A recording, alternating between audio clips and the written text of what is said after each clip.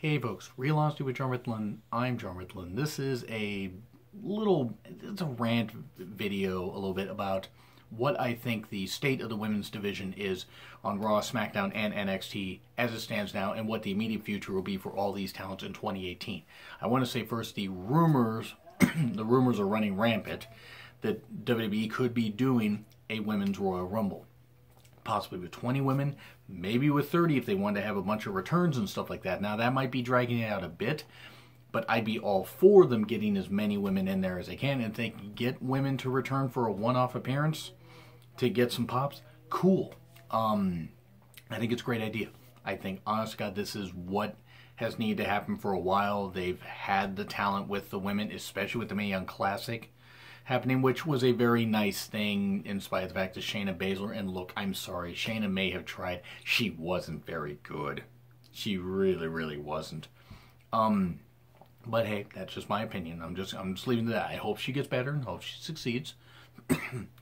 But for the women's, for the Mae Young Classic, they've signed some women from there. Hopefully they sign more. Hopefully like Toni Storm, Piper Niven. It can at least work in the UK brand, even though I know Toni Storm isn't from the UK. I think that would be very nice as a way to grow the WWE's UK brand and everything. Have a UK Women's Championship, perhaps, and build with that. It would be a pretty nice way to mix things up on NXT also, since they're using the UK wrestlers some, and the main roster has a bit with Pete Dunne. That would be a nice little thing to do, but the Rumble, I'm here for it. If they only have 20 women, cool, whatever. They could have some women, you know, involved in the title feuds and stuff like that, not have the champions involved. And whoever wins a shot at their respective brand. They could always just do Raw, SmackDown, a couple NXT surprises and some returns, and then have the NXT women have their own, like, Battle Royal, this kind of stuff, or their own Royal Rumble, as a way to do, you know, as a way to, like, you know, earn a future title shot. So I'm all for it. I think the Women's Royal Rumble is a great idea. So I want to just, I wrote down, and I just want to say this, wrote down the Raw, SmackDown, and NXT women's rosters as they stand now, and I'm recording this November 24th, and I'm going to give my thoughts on what I think their immediate future into even part of 2018 will be. And the reason I'm shooting this now is because I don't think that they're going to sign many women before the end of the year. So if any of these women happen to get released, well, I certainly don't wish that. I wouldn't be surprised, but hopefully it doesn't happen around Christmas. Hopefully sometime after Christmas, maybe after Mania, release a bunch of people after Mania at least let them get some good paydays, because it's not like WWE's bleeding money. They may have some low attendance numbers and stuff like that, but they're set up to make money. They're making money. They may not be making as much as they want. They can cut talent after Mania. I'm certainly not wishing that any releases happen until sometime after that. And even then, I don't like seeing releases happen at all. So, you have the Raw Women's Division, and I'm not going to write ones like Maryse and stuff like that, even though Maryse is on the roster because she's not wrestling. She only sort of wrestled in one match this year. So, the Raw Women, Alexa Bliss, Alicia Fox, Asuka, Bayley, Dana Brooke, Mandy Rose, Mickie James, Nia Jax, Paige, Sasha Banks, and Sonya Deville. So I'm going to go through them alphabetically as the way I have them written down. Alexa Bliss, huge star, big potential. Her ring work will get better. Her character, her promos are certainly money. I mean, absolute money. And I was like, okay, she's a good performer and everything as a babyface in NXT. But I was like, okay, she can't play a heel. God, how fucking wrong I was. God, I was so damn wrong. Alexa, like I said, her wrestling ability, it's good. It's good for how little she's been in the business. She's only been in the business a few years. And she's young. I think she's 24, 25. So she's got plenty of years ahead of her, provided she doesn't get any serious injuries. And hopefully none of these talents get serious injuries, or any wrestling talents. I mean, as much as I complain about people that I don't necessarily like, and, you know, some could be women, but it's mostly the guy wrestlers, because a lot of the women, I certainly admire anybody that gets in the wrestling business, takes the bumps and stuff like that, and respects it, because it isn't easy. Nobody, JR said it best on the Legends Roundtable discussion. I forget which one it was. Like, nobody said it was ballet. But anyway, Alexa, I think, has got a very bright future. Current Raw Women's Champion as of now. Again, recording this the 24th of November. She's been SmackDown Women's Champion, Raw Women's Champion. She's a really, really good star. Her and Charlotte may not have had the best match at Survivor Series, but that was a bit of a mismatch. It wasn't exactly, the timing was off. It wasn't horrible, but it wasn't bad. I think Alexa's got a very bright future, though. And then we get to Alicia Fox, who, I like Alicia as far as an in-ring performer.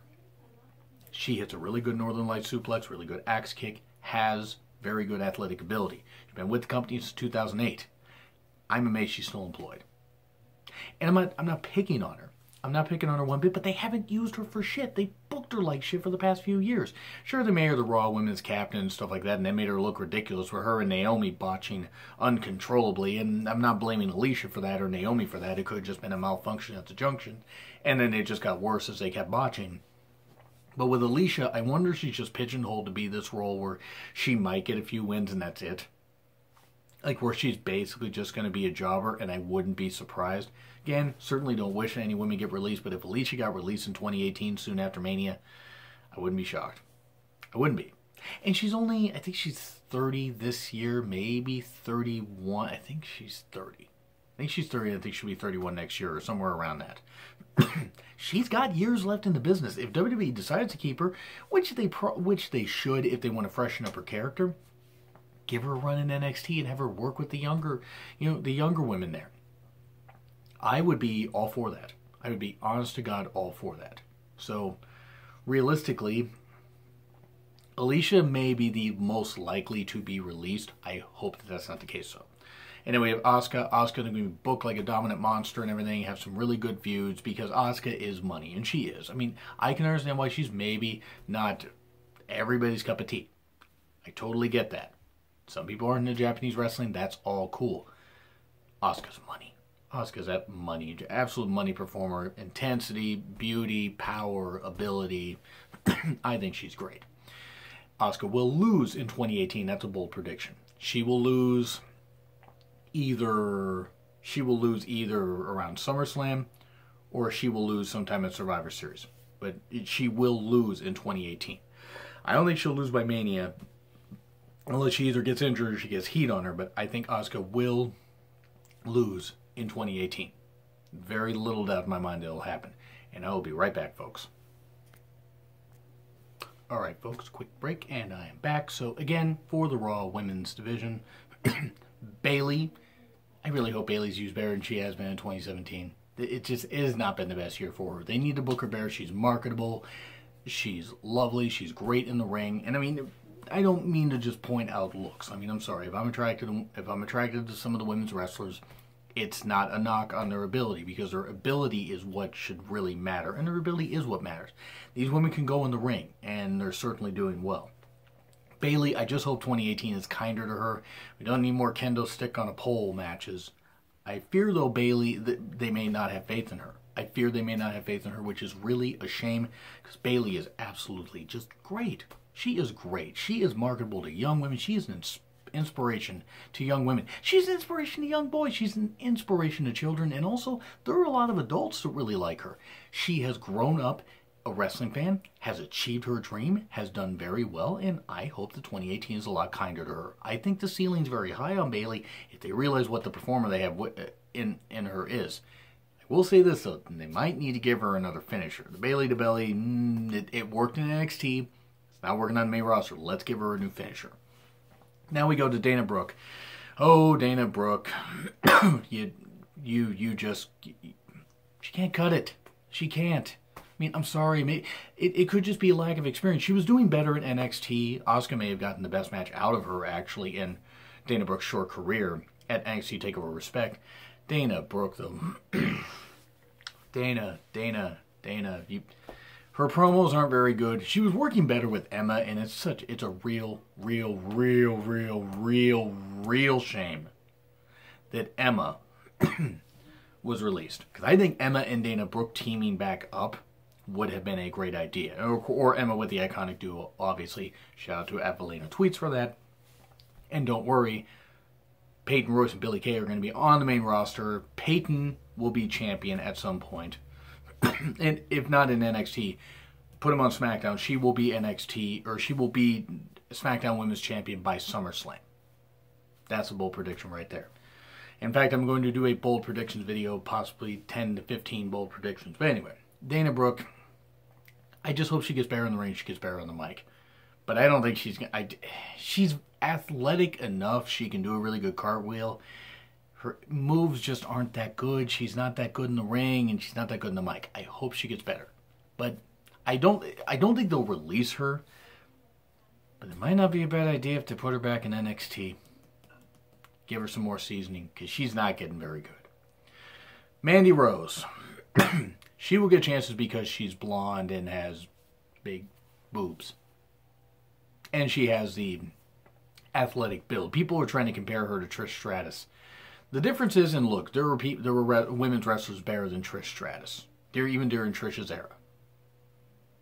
Trish may be known as the greatest women's champion of all time, and she is, of her era, at least most reigns. But people like Victoria, Mickie James, and all that stuff were better. Mickie James will make an appearance here in a second. People are comparing Mandy Rose to Trish. I see nothing with Mandy. I mean, what little I've seen of her on NXT TV, I know they mainly had her work house shows, but what little bit I saw on NXT TV, I'm not impressed with her on-screen, persona, and she doesn't really have one right now. Give her a chance. I'm not gonna like wipe the floor with her or say she won't succeed. I don't think that Mandy Rose is gonna be. I just don't think Mandy Rose is gonna be much of anything. At least as far as like anything what traditional fans might see now. If she is good in the ring and can perform well, good. She will get the opportunities because of how she looks. And if she truly has a passion for it and can succeed, great.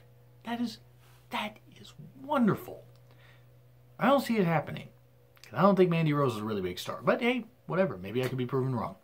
Mickie James, I think Mickie is just going to be the veteran to get people over.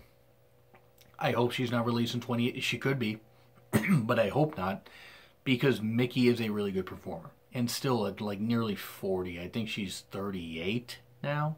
She's nearly 40. But, she's still doing really, really well.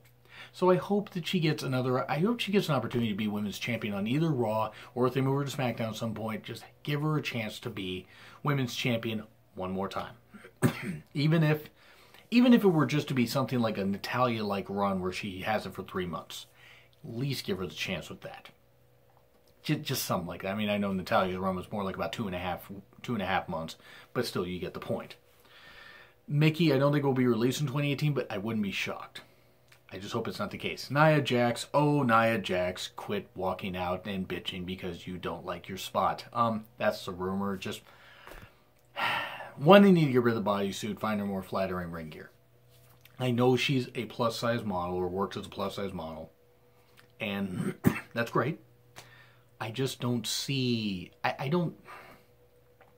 hope she gets better. I wonder if the bodysuit is partly to blame for her not being the best on offense. She has been booked at times like a monster, but I think she's going to flame out a lot quicker than people think. Because if she walked out like earlier this year, like just for a bit, either for time off or something or whatever, though the rumors were, even The Rock said, hey, go ahead and walk out if you don't like your spot, that's not professional. It's one thing to not like your spot, but when you haven't been with the company that long, at least especially on TV, you need to pick and choose your battles, get better in the ring and stuff like that.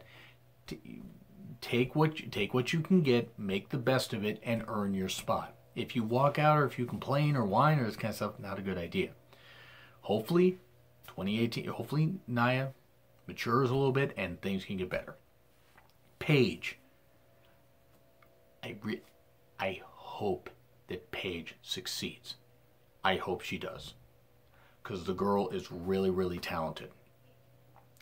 I think that once 2019 comes, she's gone. I would not be surprised. Unless they still had that clause in WWE contracts where injuries, if you're injured, you're done, or your time off being injured can be added on to the end of your contract. If they do that, then okay. But I don't know if they're still doing that. I know they did with one of Rey Mysterio's contracts like years ago. or a few years ago. But with Paige, I think Paige will have a good enough run. She will be champion at least one more time, but do not be surprised if by the beginning or by Mania in 2019, so it'll be Mania 35, if she's gone soon after. Now, if she shows a little maturity and can get better, great. I wouldn't be surprised if she goes back to the British territories, the British companies after this. It might be too much for her, maybe, but I wish her the best of success.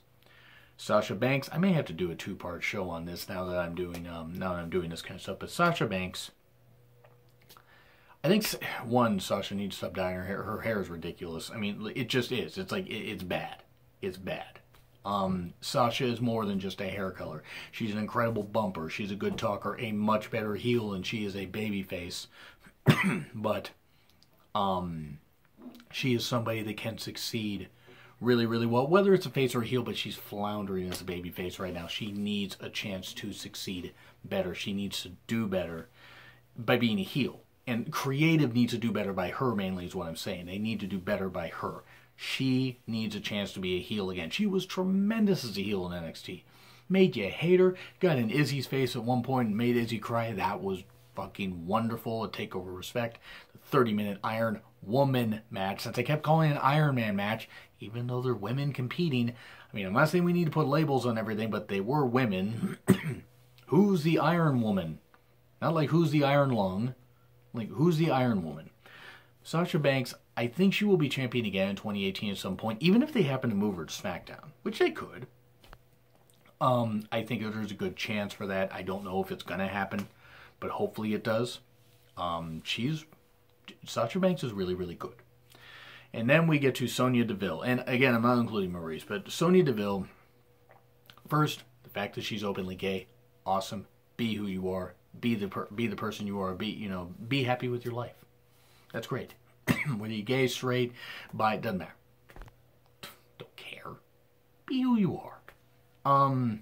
Sonya Deville, though, I mean, she's what, 24? She's doing good given her lack of experience in the business. If she can succeed, I would love to see what happens. I would love to see this. I think she's got a pretty high ceiling. Her, mixed martial arts, type style and everything, and the fighter persona could work really well. They could do her, I don't know if they would do her and Rousey, but they could do her versus Baszler at some point. Maybe in 2019, because there's no way Shayna Baszler is getting called up to the main roster unless they just do the 4 horsewomen versus the 4 horsewomen of MMA or of UFC, which is a terrible idea. Don't fucking do that match, please. For the love of God, don't do it. Even though we give the 4 horsewomen something to do, not a good idea.